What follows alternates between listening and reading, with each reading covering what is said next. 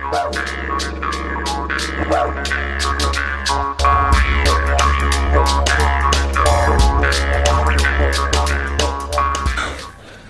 we going to talk about?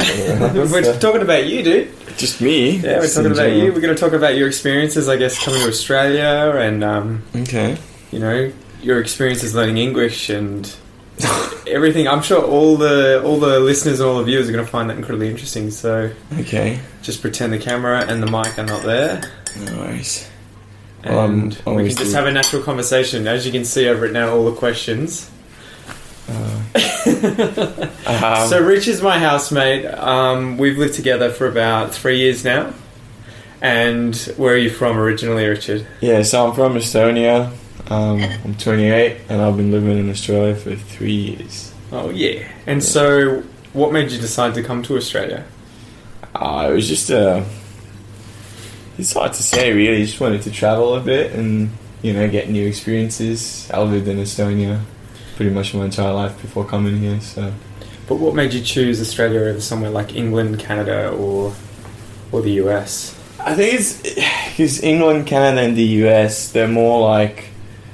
I guess Australia's a bit more... seems more exotic, but at the same time it's really accessible. So it's like, you know, what you see from Home and Away, you like surf, the sun, you're like, wow, that's cool. And yeah, obviously when you get here, it's completely different, unless you go like Surfers Paradise or whatever. But, yeah. So did you see TV shows like that over on Estonian? Oh man, Home and Away is actually legit, like massive in Estonia. Yeah, that's so funny because I guess I always grew up watching that. You know, I think we used to have Neighbours on at 6:30 on Channel 10, and then we would have Home and Away on at 7 o'clock on Channel 7. And don't get me wrong, I've never actually watched it, but like, you know what I mean? Like, yeah. And I guess I never thought that it was that big. We always knew that it was big in countries like England where they love Neighbours. Every time you'd meet English people when I was growing up, they'd always be like, "Where's Ramsay Street? How do we, you know, go see all the streets from Neighbours?" But so it was on Estonian TV. I don't know what Neighbours is, so apparently Neighbours is another one. It's the Melbourne equivalent of Home and Away. Okay, yeah. I guess, whereas Home and Away is, I think, Sydney? Yeah. It's in Sydney. Yeah. Funny. Yeah. So you saw that and you were like, I want to be on that show, so I'm going to come to Australia. Basically, pretty much. Yeah. So what was your first impression when you got off the plane, and what were the things that were definitely wrong from your stereotypical Aussie view from being in Estonia, and then what were the things that were actually like dead on? It's hard to say. Like, so what happened was I came here with two mates as well. You know, them Martin, Mardo. Yeah. And they arrived the day before me. So when I touched down, they'd already been here for a day, and we were in a backpackers. So I was like super jet lagged, and as you know, we do Brazilian Jiu-Jitsu. So Mardo had lined up this like first trial class like an hour after I touched down, after like being like, you know, flying for like 36 hours or something. So that was brutal. But anyways, I guess just, you know, obviously because we sort of started off in Melbourne, so just typical Melbourne stuff, I guess. So did the weather shock you? No, not really. Like, in a way, it was almost like, because you think that it's always going to be sunny and you're always going to be 30 degrees, but then you get to Melbourne and it's actually like pretty shit most of the time. And you're like, oh, this is like back home. This is alright. I can live with this. Alright. And so how would you say the other two guys found Melbourne too? Because obviously, for those of you who obviously don't know Mardo and Mart, they both went back to Estonia eventually. Mardo left pretty quickly because he had a girlfriend back over there. Yeah. And then Mart stayed and did farm work with you. Yeah. And he stayed for the full 2 years. And I guess we can get onto that and chat about the visa as well. Yeah, so he stayed for the first year and then went back for a bit and then came back for the second year, whereas I just applied for the second year here and just stayed. And so do you think they had the same experience as you? How do you think they viewed Australia and saw Australia? Did they enjoy it? Did they they would have had a different experience, obviously, just because I'm working here full time. So I think for me, it's become more of a home rather than, especially obviously for Marto, because he was only here for a few months. So he sort of did a bit of touristy stuff with us and did a bit of training, a bit of competition as well in jiu-jitsu. Yep. Did his sort of farm work. He did a different stuff to what we did. So he worked on a dairy farm, I think for about a month. Yep. And that was pretty much it for him. He went back home. Whereas Mart, I guess, stayed here for 2 years and got a lot more out of it, because we travelled around a fair bit. Like we drove all the way up to Cairns. Yeah. And we didn't take the coast as well, so we actually sort of drove inland and saw the real Australia. The bogan Australia. And so, I guess when you three came here, what was your initial plan? Were you expecting that you were going to be staying here as long as you have? No, definitely not. So, I guess, plans change when you get to Australia. I think that's pretty much, you have to, sort of expect the unexpected. But I was sort of thinking, I'm going to be just doing travelling and maybe bits and pieces of work there. But it ended up basically me just living in Melbourne. I did that where we sort of travelled around a bit and did the farm work, but then other than that, I've pretty much been in Melbourne. I've flew into Tassie and stuff like that, but it's just mainly been in Melbourne. How soon after you got here did you realise that this was a bit more than just a holiday, I guess? And what was it about Australia that captured you and made you feel like I want to stay here? Oh, yeah, it's a good question. I don't really know. I guess probably a lot of it had to do with the gym where we both train. That's Absolute MMA in the CBD. I expect to see you guys there. Yeah. And we open up in Collingwood as well. And South Yarra. Shameless plug. But anyways, I guess, making a lot of new friends, and I think just the general, sort of atmosphere in Melbourne is really chill. It is, obviously it wins, the world's most livable city and all that, and you can definitely, you can tell, it's not just some statistic, it is actually, really livable. You're wow, I can live here. So in what ways? It's just everything's super easy. Obviously, Australia being a pretty sort of, modern Western country, you make a, even, doesn't really matter what job you do, as long as you work, you make a pretty sort of livable wage, and everything's super easy. Just the public transport, everything, it's really green, the city's nice, the weather is alright. Melbourne's actually pretty weird compared to the rest of Australia. That's it. But I think, if you come from Europe, it's almost it actually feels more home than, if you live in Perth or somewhere where it's hot all the time. Yeah, okay. Which would feel more foreign, would it? Yeah, correct, yeah. So in a way, this is almost more homely, this sort of weather. Yeah. A bit more muggy. Yeah, so it's just a combination of everything, I guess. Really chill people as well, generally. Yep. Everyone's friendly. That's what it is, I guess. Yeah. That's why you sort of So did you feel Melbourne's really accepting of foreign nationalities and foreign people? Yeah, I think so. I haven't really. Obviously, I'm a sort of. Well, it's pretty easy guy, for you to... I haven't... But at the same time, you get the whole, you're not from here, and then... Yeah, but it's never really in a negative way. Nobody goes, oh, wait, you're not from here, right? They just go, it's more oh, you're not from here, blah, blah, where are you from, blah, blah, blah, that sort of stuff. Yep. I haven't really... Yeah, I think it's pretty accepting, yeah. It obviously sort of depends on what you do as well, and a lot of it is to do with how you present yourself as well, rather than, Well, that's it, right? Yeah. If you're a cunt, you can, doesn't matter what language you speak. Okay, well, I'm wondering if I have to beat that out or not. So, do you think? I guess, from there, what was I going to ask? What was I going to say?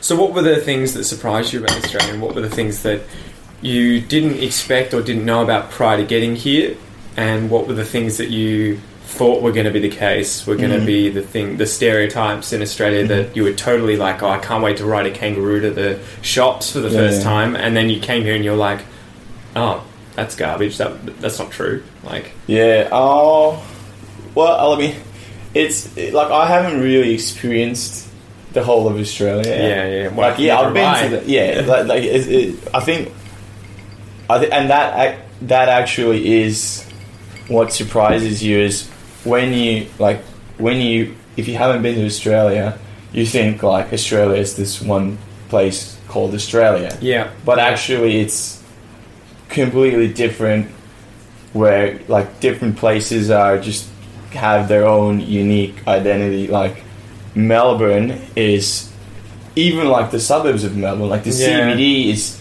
so different to the suburbs already. Well, that's it. Melburnians would probably get epic culture shock from going not just into other suburbs around Melbourne, where you know there are primarily, you know, Asian suburbs. There's suburbs where you've got a lot of Muslims, and so you have completely different cultures in those suburbs, and you would feel like you were in a different country. Yeah, like what Australians, and then you got like, you know, all these different and culturally as well, and that's just in Melbourne. And then if you go to somewhere like Perth or to somewhere like Darwin, if you've never left Melbourne before, you would feel like you were in a totally different country. There's all like this rivalry between Melbourne and Sydney, right? But then those are just the capital cities. Now when you go like to the outback or to the smaller cities, or you know, Alice Springs or whatever, or you go, you know, to the territories, and or you know, if you manage to go to like the Aboriginal communities or something, it's all like completely different. Like it's just a completely different world. Yeah, and different climate as well compared to Melbourne, for example. So where did you feel that first? I guess you got to Melbourne, you stayed here. Yeah. Where was the first place that you went to from Melbourne that made you suddenly go, Jesus, this is so much more different from what I was expecting? Well, that would have been. I mean, I went to like Sydney and stuff, and Sydney's a bit different, but Sydney's sort of similar, especially the CBD and all the touristy stuff that you do, and the mix of cultures and races and everything, right? Because it's just so globalized. Yeah, it's very multicultural. But then when me and Mark sort of started driving upwards in the country, that's when it hit you. You know, the first you like, you know what I mean, like kangaroos, for example, the Australian icon, right? And then all of a sudden you're driving this country road and you see like 100 dead kangaroos on the road, and you're like, oh, I see. Alright. Is that how it is? Yeah. You're like, the first 100 kangaroos that you see in Australia are probably going to be dead. Yeah. From all the trucks, unfortunately, that hit them in the night. It's pretty brutal, Far out. And obviously when you get to these smaller country towns that all look exactly the same. Yeah. Like, they're just identical, and you're like, wow. And how did you find the Australians in these country towns versus the ones in say Melbourne or Sydney? There must be a big difference. Yeah, there's a big difference, and you know, they're lovely people, but they're just like, you know, they're probably not used to that multicultural sort of way of life of like Melbourne or Sydney or whatever. So what would you tell the average listener or viewer of this? What would they need to expect if they were to come to Australia and obviously come to Melbourne? They're going to feel a lot more like they're in some standard, you know, global city like Singapore, like somewhere in New York, or New York to a smaller extent maybe. Yeah. But it's pretty modern. There's lots of different races of people and languages and cultures. But then you go out into the outback, into small towns where there might be fewer than 10 people living in a town and a single shop. Yeah. What would you tell the average person listening to this podcast or watching this video that what are they going to encounter? Is it just going to be? It's obviously not going to be the same kind of English. Yeah. So it's going to be obviously sort of Australian English. You know, a different mentality. It's positive, but you know, people. I guess they're not as, you know, they don't use as many words as people do. You know, there's not a lot of that like fluff. Yeah. You know, there's less fluff or whatever, you know. Get straight to the point. Yeah, like small talk, definitely. What else? I guess, but you know, at the same time, you know, they know the score as well, and they know, you know, they know what backpackers are. Like, it's not like you're going to be the first backpacker that they're going to meet. Yeah. So it definitely works. It's just a different, you know, different experience. And there's, you know, all these like Asian communities and country towns as well. Yeah, well, they've got initiatives, I think, now where they're trying to get people to go out and populate these areas, which is kind of really good, especially with refugees coming from Africa and other places, where they're at least integrating them with these communities that are otherwise losing population to cities. But we should also it's definitely a bit more run down. Like the reality of it is it's more like, well, it's not as modern, right? Yeah, that's right. Yeah. Well, and there's farms out there that are like 1 million acres. Yeah, right? That's crazy. Yeah. And you just like, that's bigger than a lot of countries in Europe. Yeah. There's big farms. So if anyone's looking to do farm work and stuff, you're not going to miss out on any opportunities if you come here. There's heaps of jobs. I definitely recommend. I've got this mate. He runs a great website called Aussie English. So you need that. I need people with a stronger accent, I think, to come on to prepare the listeners and everything. People like my other housemate John, who you may have heard before, with really strong Australian accents. But we should talk about then the farm work that you do. And so obviously, was that a big factor when choosing to come to Australia and get the visa to come to Australia? Was that a big factor that we have that 2-year visa for, is it under 30-year-olds, as long as you do 88 days of work? Yeah, so it's a working holiday visa under 30 years old. I think they're changing it a bit right now, but basically the idea is that they want to get young sort of backpackers and stuff, so you can have a holiday but you can work at the same time. And then the initiative is because they're missing a lot of workers for the rural areas where the outback basically, or the farms, because a lot of Australians just don't want to do that. And they're moving to the cities, right? Yeah, that's right. There's no incentive for us Australians to leave the cities and go to the farms and work on farms. Yeah, so the idea is if you do your 3 months of work, you get, like, if you do that, you can apply for a 2nd-year visa, you can stay for a 2nd year. There's plenty of different farm work that you can do. So that was me and my friend Mark. What we did was we worked on a cotton gin. So that's tell us about that story, man. Yeah. So tell us about, I guess, before we get into what your experiences were overall of the farm work. Yeah. You initially came to Australia. You did, I think, was it 9 months before you started looking for work on the farm, or did you do that earlier? It would have been. I did that earlier because you just have to do that 3 months of work in the first year, right? Absolutely, yeah. And then you get the 2nd year on top. Correct. But you have to do the 3 months before the first year runs out. That's correct, yes. So what I would highly recommend is get the 3 months done sort of first part of the year, because the more you leave it to the end, you're going to run out of options, and then, you know, if you're stuck in a shitty farm or whatever, or you don't get the job that you want, you're gonna have to stay there, because otherwise, if you keep looking for a new job, you might go over you might not have the time to do 90 days. If you've only got 70 days on your visa and you've got to do 80 days, you're done. Like you might as well. So what was your experience with that? You decided to do that early and get that done, and you smashed it out. But what was the story? Because I know you had a bit of an adventure in order to find the right place. Definitely. So we had a big I think it was probably a good month before we found the place where we actually ended up doing the 3 months of work. Yep. So we drove all the way up to the Vinland looking for work, and we did a few different things. But with the farm work, essentially, I mean, this also sort of depends on what your goals are. Yeah. Like, if you're just looking to, smash out your 90 days and have fun and, party, there's probably a lot more stuff that you can do. But if you're actually looking to make money as well and put money, like good money aside, this is where your options sort of shrink a bit, because there's not a lot of work where you can do that, efficiently, and, you can work long hours and you get good salary. So there's a few things that are government regulated in Australia, a few industries, I guess. That's So for backpackers, it's sort of the cotton stuff. So either you work on a cotton gin, which is the factory, which is where we work, or a cotton farm. So this is where they actually farm the cotton. Yep. You can work, I think it's grain. So grain season as well is another thing that's government regulated.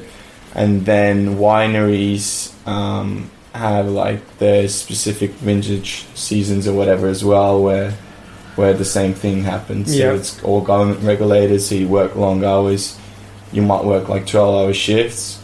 You get paid officially, and yeah, it's good because you get like overtime pay and you get paid more for weekends and stuff like that. So what was your initial experience though? I mean, you obviously left Melbourne, you had your car, you packed it up. Well, we didn't know what to do, so we just packed it up and we reckon like we're going to wing it. Ended up being a long trip. So you left, you and Mart got in the car, because Marto had left and gone home and decided he didn't want to do the 2 years in Australia. So it was you and Mart in a car that you guys bought here, and you just drove north. So actually, I remember now. So we actually had something lined up in Mildura, and we were there for about a week. But it didn't really. Again, would have been one of those things where you can probably party a fair bit, and you can smash out your 90 days, but not really a place where you can save a lot of money. Yeah. So we were there for a bit. It was nice, but it wasn't for us. Then we sort of we'll just head up north and see what happens. And we drove all the way. I mean, we had some epic adventures. I can't really even recall some of them right now. But ended up in doing some work in Innisfail, working on a banana farm. Yep. Funnily enough, because Mart's obviously allergic to bananas, so if he eats a banana, he'll die. So it's funny so the that friend you were with, is actually allergic to bananas. So at least they'd know he wasn't going to eat any of the harvest. Oh that is pretty sure. You got the job, man, definitely. Yeah, so we did that for a week. But you decided after that, you're like, screw this, because you were carrying around 60 kilo. Yeah, well, again, it's one of those things that you can do it, and you can smash out your 3 months, and you can party heaps because you're staying with a lot of other backpackers in like a working hostel. Yeah. Which charges $200 a week, which is hilarious because that's what you pay for like a house here in Melbourne. A house here in Melbourne, you pay for a backpackers in the central. So they give you an income, they give you a payment, but then they take a certain portion of it for the rent and for the food. Absolutely, So you pay normally if you work sort of full-time hours, you make like, let's say after tax, you make like $700 a week. Yeah. 200 of that is just for the automatically hostel. taken out. Right? Pretty much, So it's kind of like, well, now you have $500 a week. You spend a few hundred for food as well, and because you got so much free time, and you're in a hostel, you're probably gonna have fun and just piss it away and booze and all the other stuff. So is that one of those things with the different farms that you might get jobs on? You need to try and suss out and see how much are you going to get paid, how much are they keeping or charging you potentially for rent and for food? Because there are some, I've heard horror stories. There's heaps of dodgy as fuck places as well, because like where we were, like the banana stuff, it's not much, but at least it's like very stable and you know what you're getting. Whereas there's places where like you can, especially because there's no government regulation. But there is, but some of the farmers just don't care. Well, they don't go out and check them. Correct. And especially I think this is again with people that don't have really good English, like the backpackers and stuff. Of course, they're much more easier to abuse and manipulate. Because they just don't understand. So there's even like I've heard of, people might work for like $3 an hour or something ridiculous, or they might work and not get paid at all, but they have to stay. Especially again, like if you've got 90 days left in your visa and you want to get second year visa, you do whatever because. If you leave, if you leave the farm, you now even if you miss a week, for example, you just can't get the visa anymore because you can't get the papers to before you have to leave. So there's all this different stuff. I would highly suggest sussing it out beforehand. So how would you do that? Well, like just go online and look up with like if you want to work in a cotton farm or a winery or grain, the specific seasons for that. So if you actually do your research beforehand and type that into Google and go, Australian working holiday, seasons, grain season, cotton, you actually apply for those jobs beforehand. Yeah. So you send out your resumes and you call them and all that stuff. So you could even potentially do this before you've even arrived in Australia. Oh, you could. I probably wouldn't mention that you're not in Australia. Yeah. Because they'll hire someone that's in Australia already. But in the sense of being organised, you can always you can look for these places. You can contact them. Yeah, you can call definitely. them. You can do your research beforehand. Yeah. Yeah. We didn't actually do that. So what happened was, what we did was we basically. This was actually through a friend of ours who gave us some tips. She's really good. She's done her second year visa already, and she's worked all around Australia and stuff. So what we did was we actually we sent out our resume, but that didn't really catch on because there's different gins. So gins, the factory in Australia, there's heaps of them. But as you send out your resume, it sort of goes to all the different gins through one person. But that didn't catch on. So what we did was we actually sort of went on the website. So we worked for Namoi Cotton, which is one of the few sort of cotton processing companies. Yep. And we actually took we went on the website and went to to contact us and just got all of the individual gen managers' contact numbers and email addresses. Yeah. Addresses and this is how you actually succeed in Australia. You got to hustle a bit. Yeah. And you can't just expect, you send out your resume and you can't expect people to get back to you. You got to call people and show up. So we called all those guys. There's about 20 different gen managers, I think, or maybe a bit less. And finally just got through to a few of them. And then one of them, funnily enough, his computer had just crashed the night before and he'd lost all the resumes of the people he was going of your competitors. It's just you need to be here tomorrow, and we were 2,000 kilometers away and we were why not? So I just drove the whole night and we were there the next day, easy. Far out.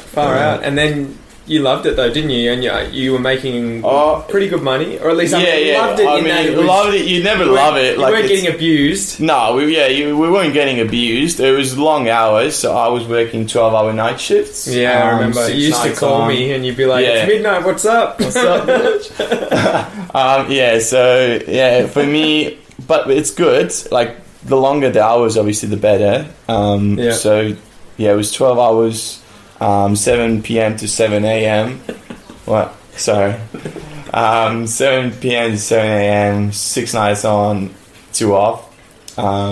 Really good money. Really good money.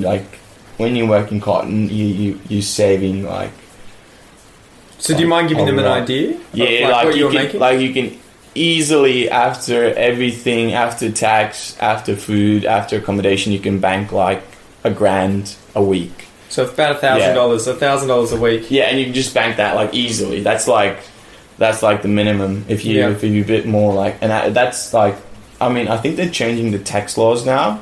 Yeah. So I got a fair bit of sort of tax, but I don't know. They might change that now. But so maybe even more. So possibly it could be more. It's probably not less if you're working those hours. So it is good pay if you find the right place. If you are sort of strict on actually accepting, any of these sorts of jobs, not just picking the first one that lands on your lap. Well, definitely, that's the thing. You can pick the first job that you get, and you can do that.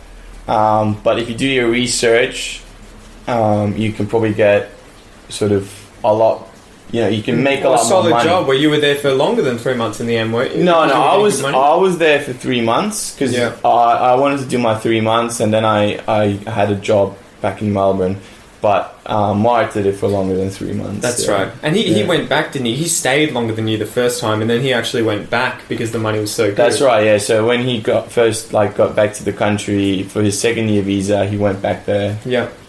The only trade-off is, though, that with those places, they are in the middle of nowhere, and you make a lot of money, but you're kind of all alone. There are other people you work with, but you can't go and party, and you can't really go and, you're not going to be able to just go to Brisbane unless it's a weekend adventure, right? You can't just, it's hundreds and hundreds of kilometres away from big cities. Well, that's right. And again, this is like where you sort of got to think, what are my goals, right? Yeah. Because, for me and Mart, that job was perfect because we could save money. Yeah. But for, other people, if you just want to have fun or party, exactly. That job could be horrible. You might be better off maybe doing that, the bananas or whatever, or working a different farm where there's a lot more people, you've got a lot more free time, you're not working 12-hour night shifts. Yeah.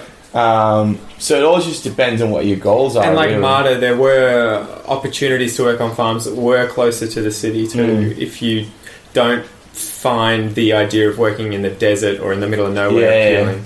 Yeah, but I'd probably honestly, I'd probably make a distinction. So when you want to do your farm work, don't worry about being close to the one of the big cities, because you're not going to be able to really. And there'd be so much competition for them. Correct. So just don't worry. Just go out to the wild, the desert, and then find the someone who'll treat you nice, gives you good money, and you can smash it out. Exactly. And then come back with your hard-earned money and then spend that in the city. Keep the Australian economy growing. Yeah. So that's what I think is probably the best way going forward. And then smash out your farm work, and then you can, if you want it, if you like it, you can always apply for your second year visa. Yeah, and you can potentially go back and work there again, right? Like you're not only restricted to 3 months of work at these places. You can work as much as you want. It's a minimum, right? Yeah. So there's with this working holiday, there's a restriction though that you can only work for one employer for 6 months. Okay. I think again they're changing it right now. They're making it like one location for 6 months or something like that. Yeah. But essentially, So you can settle down to some extent, but you can't really. Yeah. So the idea stay is there for the 2 years. Correct. So you can't with the working holiday visa. You can't really get. I mean, you can, but it's very rare. But the idea is, if you're a professional, if you want to do like a professional job, you'd need to apply for an actual work visa. Yeah. So this is a working holiday visa. The 417, whatever it is. You'd know better than me. Yeah, I can't remember anymore yeah. off the top of my head. But so it's more like sort of like casual jobs and stuff like that, or the farm work, obviously. So you finished that, you came back to Melbourne, and you continued working at the MMA gym. Yeah. And then you got sponsored with a working visa so that you could stay in Australia because your 2 years was up. Yeah. When was that again? Last year? That would have been... I got sponsored like in June, July. Yeah. So talk about that. How was that process, and what would... people who come here on a 2-year working visa, they do their farm work, and then they're interested in staying a lot longer than 2 years. What is some advice that you would give to people about how to go about staying in Australia potentially permanently, I guess? It's a very long and complicated subject. I mean, there's different ways. If you want to get if you want to get sponsored, you sort of need to have previous experience. So I'd say it's very difficult to sort of just get sponsored. Like you actually need. Like I was in different sort of managerial roles back home for years and years before coming to Australia. So I had that experience from back home that I took here to the where I'm actually working now. So don't build the building again from new. Find something that you potentially are an expert in or have previous experience in. Definitely. And there's always possibilities of. So there's different visas. Like some of the visas are sort of, if you're a professional already, let's say you're an engineer or anything like that, you can get I can't remember what it's called off the top of my head. It's called like a independent skilled migration. So you can get, you don't even actually need a. They can bring you out here as skilled labour. Correct. So you can do that from overseas, can't you? Yeah, you can apply for that overseas, and you can get the visa straight away, and then you can come to Australia. Or if there's a company here that wants to sponsor you based on your previous abilities, there's different sort of occupations that Australia needs that they give the visa. Or what a lot of people do, obviously, it's super popular as well, is just being a student in Australia. Yeah, but that's obviously hard because you're somewhat restricted if you do that by how much you're allowed to work. And so you need to it's a student visa, so you need to be able to pay full fees for these things. So if you've got the money, do it, but it is tough. Like, I work with a lot of students at the moment, and they have to work multiple jobs, some of them on the side, some of them a bit dodgy and not like properly on the books because they need enough money to be able to pay for rent and pay for the courses. Well, yeah, but I mean, at the same time, you can sort of understand why that limitation is there. You know what I mean? If someone's in a visa to study, they actually don't want you working 60 hours a week. Yeah, that's right. Like, what are you studying if you're working 60 hours a week? I mean, maybe someone can, but you can't really. You know what I mean? Yeah. So there's a reason why that limitation is there, and it's if you got a student visa, you should study. You should be there to learn stuff. So don't come here looking for a student visa if you have barely any money in your bank account to pay for living and for student fees and all of that. Try and have some kind of bundle saved definitely. up already. Well, I mean, you can, but then again, you got to sort of think about what your goals are. If your goal is just to live in Australia, like, that can't really be a goal on its own. Like, what are your plans for the future? What are you trying to build? So it's kind of like getting into business because you want to make money as opposed to wanting to help people. Yeah, correct. It's like, I don't know how I'm going to do, but I want to make money. Correct. If you're paying all this money for a course that that you're not really able to learn a lot because you're so busy working or whatever. Yeah. Sort of like, well, what are you really doing? And as well, because you can only work for 20 hours a week. You can't really build a career off that unless you're super lucky. Yeah. And it's going to be potentially difficult to find somewhere that will sponsor you if you're restricted to only 20 hours a week. At least at that time, you would have to be working towards switching into full-time work after study. But so what did you have to go through in order to get sponsorship? You obviously had the job long-term, 6 months, a year, whatever it was, longer, at Absolute MMA, and then spoke to the boss and told him, look, I like what I'm doing. I have previous experience overseas. I want to stay in Australia. What do we need to do to get not permanent residency, but a working visa? And what were the steps that you had to take from that point once the 2 years was almost up? And what was that like? Because I know you went through a bit of a headache. Yeah, there's a lot of paperwork. So basically, I guess the main thing, if you want to get sponsored and stuff, is you just gotta, that it's not about what you want. Of course, you want to stay in the country and do all that stuff, but it's more about what your employer wants. And if you're useful, and if you make yourself useful, then they're gonna want to keep you. They want a reason to keep you in the country. If you give them a reason, if you're useful, then you're going to be approached. And they're going to know if you're using them in order to stay in the country, and then plan on leaving pretty soon after getting the visa or whatever. And it costs them money too, right? Yeah, correct. Yeah. So basically, there's a fair bit of paperwork that you need to do. Normally, you'd get a migration agent as well to help you with that, just to make it a bit more easier. Yeah. Because they sort of look at your paperwork and tell you what to do, and just a bit easier with like that. It costs money, and you can do it yourself. But everyone's different, and everyone's got different circumstances. So I'd recommend getting an agent. Yeah. Because they just help got you out a fan bit. wanting to do the paperwork. Yeah. Well, eventually you got to do the paperwork yourself anyways. Yeah. It's more like they sort of guide you in the right direction a bit. And you also had to do the IELTS, didn't you? Yeah, the IELTS test, which is a pain in the ass. It's pretty funny. So you have to do this English test. Yeah. And yeah, it's a massive time sink. And yeah, I'm not a fan of the IELTS test at all. But you have to do it. You have to pass it. So yeah, it's just an annoying thing. You've got 4 different sort of subjects that you do. So you got your reading, writing, listening, and speaking. Yeah. So there's 4 different things that they sort of judge you on. Yeah, or grade you on. I think 9 is the maximum, and then sort of just depending on what your individual scores are, you get an overall grade, and I think it needs to be like above a 6 or 7 in all areas, right?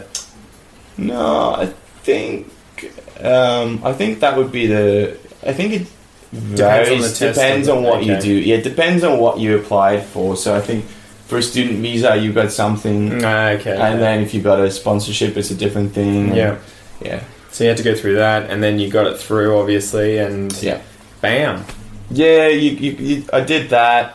You got to present your resume. You got to file some different paperwork as well. I can't really remember all the stuff that I had to do, but yeah, then you sort of just package it all up. Yep, send it away, and then they just if they want some more information, you got to get insurance as well. So you got to get like the basic insurance that covers. When you're sponsored, you got to have like a pretty decent one. Yeah. And yeah, then they sort of just assess it, see where you're at. Sometimes they'll need more information, sometimes they don't, and then you just you just get your visa, or they send you an email saying they're not going to kick you out of the country. Yeah, pretty much. Yeah, and then you just once you got that sorted, it's all good. Yeah, you just work and stay in the country. So I guess the last thing that I wanted to go over before we end this interview was your experiences with Australian English and adapting to it. I mean, you already had a very, very high level of English prior to coming to Australia. And then obviously Mart, your other friend, he was still pretty good, very good at English now, but had a less high level than you. And then there was Marto, who also came over, who didn't speak a word. Right, at least he spoke the a few words. There was a story with him. Was it he walked up to the lady in the cafe and just said coffee? Yeah, that's pretty funny. Yeah. And so I guess talk to that point about what English was like for you, and then if you can also give an insight into the other two as well. Well, yeah. So I sort of worked in an English speaking company for years before coming to Australia. So yeah, my English was alright. Yep. Probably for Mart as well. Like Mart's English was like pretty good, so there was no problems there. Marto's was a bit more dodgy initially. So he didn't really have problems though. Like I never felt like it's almost like it's part of his it was part of his charm almost, his little sort of Eastern European. He would just English. Smile. Yeah, pretty much. But yeah, I mean, so what was the question again? Well, I guess what was your experience with learning the English? Everyone always sees English and thinks England or thinks American English. And obviously then, people will, if you ask them, what other kinds of dialects are there? There's Australian, Scottish, Irish. How hard was it to adapt to learning Australian English and functioning in an Australian English society, obviously?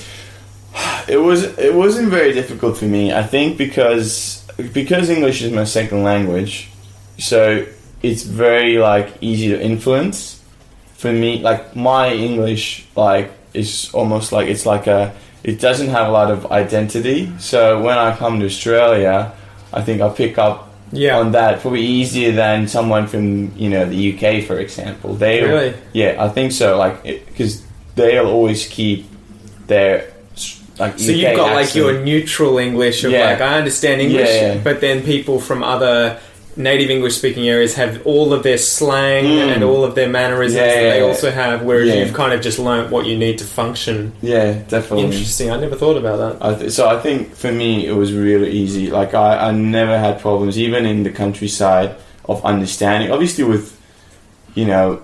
The really strong accent. Yeah, sometimes you're kind of like, what the fuck is he on about? but then, like, again, like, you know what I mean? Like, even that is... Like, I think I use a fair bit of sort of Aussie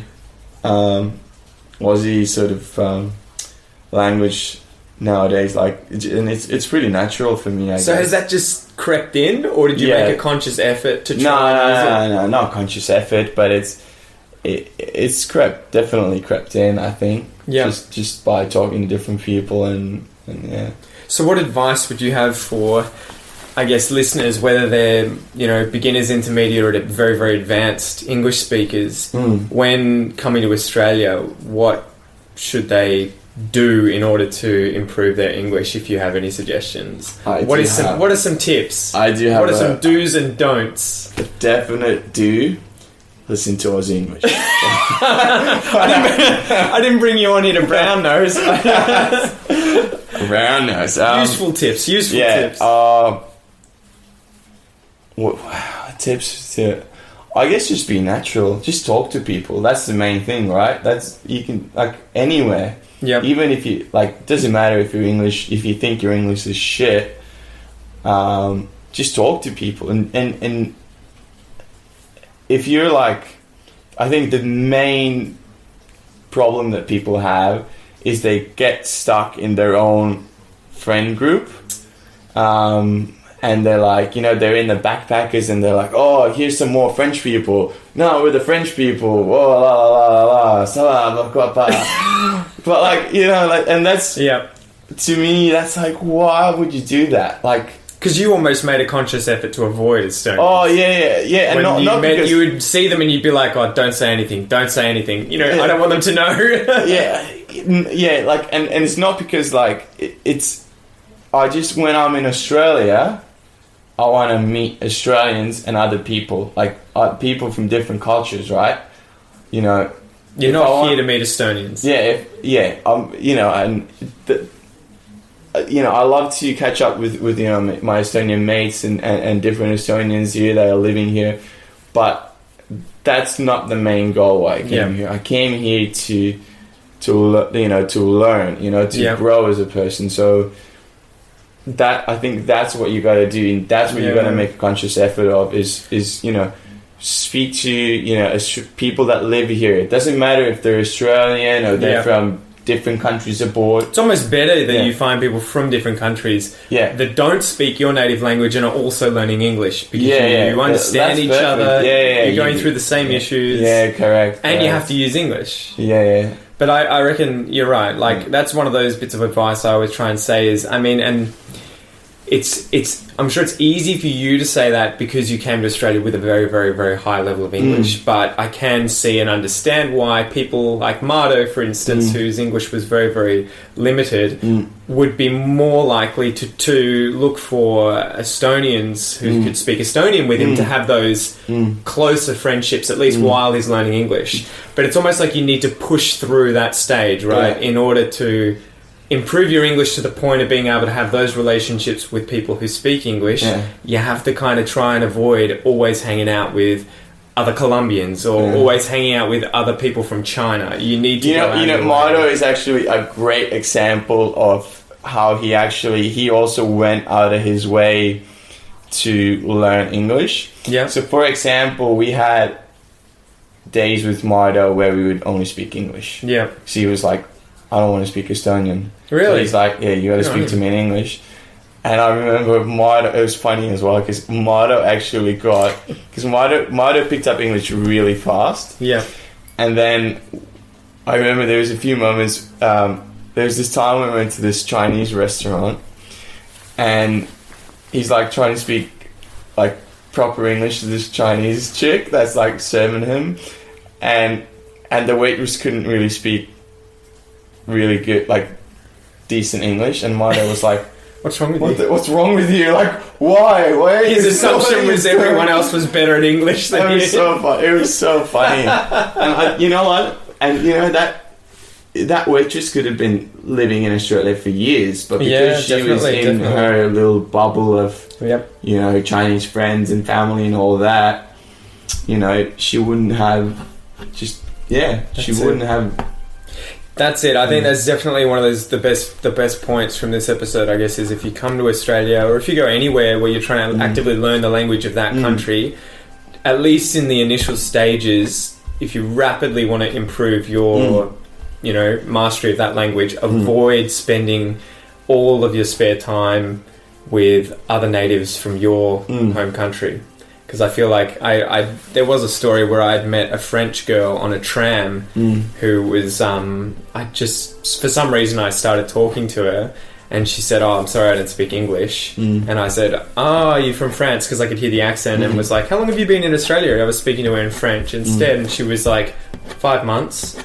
And I was just shocked because, and then I asked why didn't she speak English yet? And she said she lived with 3 other French people. Yeah, and they just don't do it. And you just big mistake, guys. Big mistake. If you can bear it, try. I mean, especially if your plan is to live here in the long term, a shorter amount of pain is going to be worth that long term, you know, amalgamation into Australian society and mastery of English, as opposed to coming here for potentially a very long time and not mastering English. Yeah, I mean, it doesn't matter. Like, you know, you can be here for it. Does even if your goal isn't to live in Australia, even if you're coming here for, make the most of it. Yeah, make the most of it. You're coming here for 3 months just for a holiday. Yeah, Geez, still learn the language. You know, level up. Take that home. Put that on your resume. Yeah, exactly. And you can, you know, you take that. That's with you for life. You know, and then whenever you go to another English-speaking country, you can. Yeah. You can use the English, you know, and you can go, yeah.